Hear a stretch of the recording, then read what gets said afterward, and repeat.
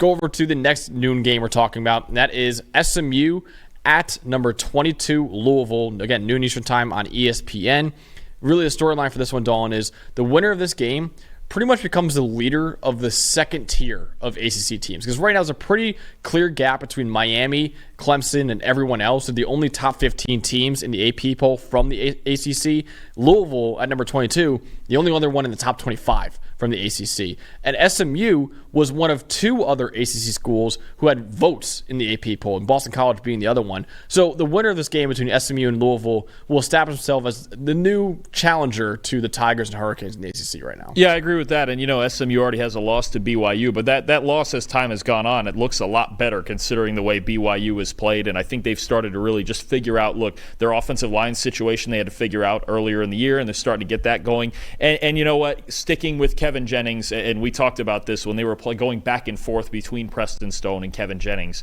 It frustrates you because they came into the year with Stone and he was coming off the injury, but it's hard to play both, right? Same kind of thing we've talked about with Florida, with Mertz and Lagway, where it's like, just pick one guy and run with it. It appears they've picked Jennings, and that's fine, and they went out and played TCU and played a great game and really beat down TCU in the rivalry game.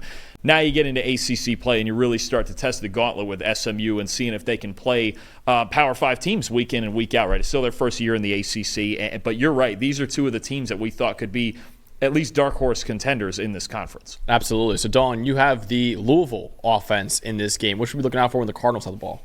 It's all about play action with Jeff Brom and the way they operate. They want to run the ball. They didn't run the ball great last week against Notre Dame. It was decent. There was a lot of things they didn't do great against Notre Dame last week, and they still only lost by 7. They lost last week's game because they made a lot of mistakes. When they don't make those types of mistakes, this is a really good offense, and the most lethal part of it is play action. So you see that with Tyler Shuck, okay? When he's in play action, when he runs play action passes, 90.6 passing grade, which is the 11th best in the country. He's got the 6th most play action passing yards, 6 big-time throws so far, and a very high average depth of target. That's the 12th highest average depth of target at 14.6 yards. So when they get in play action, they're not looking to throw the ball in the flat and get 4 yards. They're looking to take home run shots. And you look at this SMU defense, right, and they've played well. They've got a high defensive grade.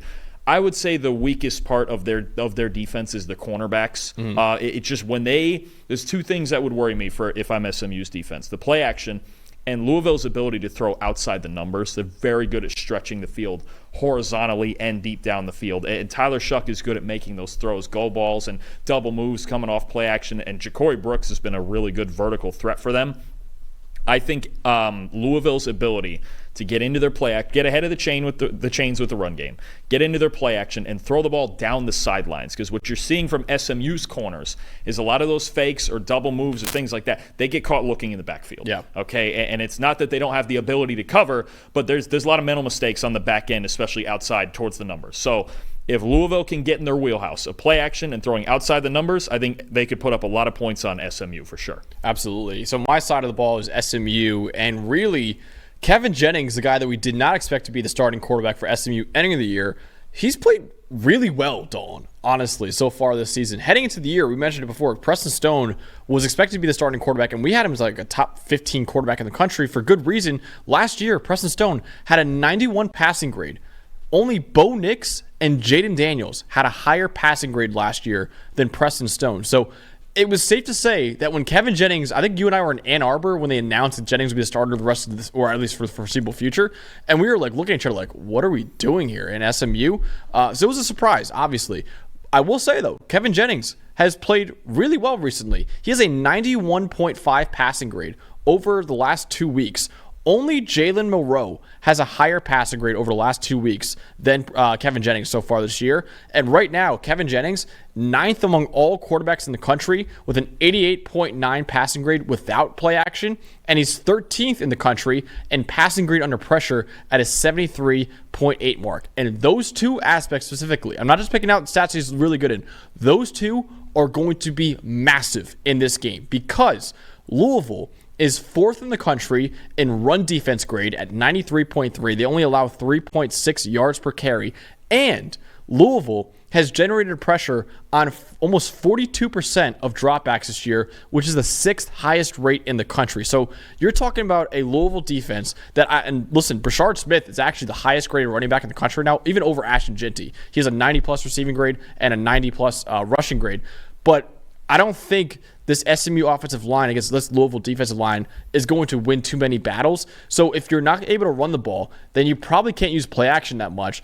And Jennings has done really well without play action. And also, Louisville's going to get a lot of pressure on him probably too. But Jennings has also been really good under pressure too. So those two aspects make me think, hey, maybe SMU has got a shot against this Louisville defense because Jennings has done really well in the two areas that he'll probably need to do well in this game. Yeah, absolutely. And I think for SMU, that's a big thing is if they can get Brashard Smith going. Because last week, honestly, Louisville, first of all, Louisville's defensive line is the quietest elite defensive line in the country. Yep. It's one of those units. It's played like a top 5 unit. Ashton Gelati and several other guys are playing awesome against the run and the pass. And last week against Notre Dame, they did a really good job against Jeremiah Love and Jadarian Price in shutting them down. Riley Leonard was actually Notre Dame's leading rusher, I believe, in that game. So and Notre Dame knew it. They had to go to quarterback run. They had to get the numbers game going. They had to find numbers and get more powerful than Louisville, and that's very hard to do. And then Leonard made enough throws to win the game, and Louisville made enough mistakes to lose the game. But this Louisville run defense is a real problem, and that's the one thing I think for Jennings. What happens if SMU does have to get one-dimensional in this game? Can he handle that? There were games last year where Preston Stone had to do it, and he handled it for the most part. But now if the spotlight is on Kevin Jennings, and he's a little bit more mobile than Stone is, especially after Stone's injury, and maybe that's a part of what went into Rhett Lashley's decision on that. But that it's going to be a big key. If this gets one-dimensional, if Louisville shuts down the run like they've been doing every single week, the pressure is on Jennings to now be the star of the show. Absolutely. So, Dalton, will Louisville bounce back after a heartbreaking loss to Notre Dame last week, or will SMU establish themselves as the number 3 team in the ACC? I still really like Louisville. And you look at the mindset after last week's loss, okay? It's not a conference loss. Realistically, Louisville would have had to win that game to get an at-large bid and get in that conversation. Probably wasn't going to happen anyway, right? So we think about, okay, it's not a conference loss. At the end of the day, it sucks they lost for them, but really doesn't matter, right? Now you're in your first conference game. No, actually, second conference game. They beat Georgia Tech. Get it rolling, get 2-0 in the conference, and I think they're a really good football team. I've got Louisville 35-27. I think they're going to bounce back. I think they're really good, and I think they very easily could have beat Notre Dame. They just made mistakes from the first minute to the 60th minute last week, and they still had a chance with the ball to go down and tie the game and came up 40, 45 yards short. I like their defense a lot. I love their defensive line. I think they have balance on offense, and I do think they're going to find ways to exploit SMU's secondary because, again, outside the numbers, those cornerbacks for SMU, they really concern me in coverage in this game. I think Ja'Cory Brooks is in for a big game again. Yeah, him and Colin Lacey, too. Colin Lacey finally back from injury. Chris Bell playing well as well. Yeah, Chris Bell, yeah. I got Louisville even by a bigger margin. I have them winning 34-24. I think they are the better team in this one. And I think they'll bounce back from their loss to Notre Dame last week. And I think Tyler Shuck will do pretty well. And I think Kevin Jennings, like I said, he's played really well. And I've been pleasantly surprised by Kevin Jennings. But I don't think he's played a defense quite like the Louisville defense just yet. So I think that they'll be able to win this game by 10 points and get back on track in their season.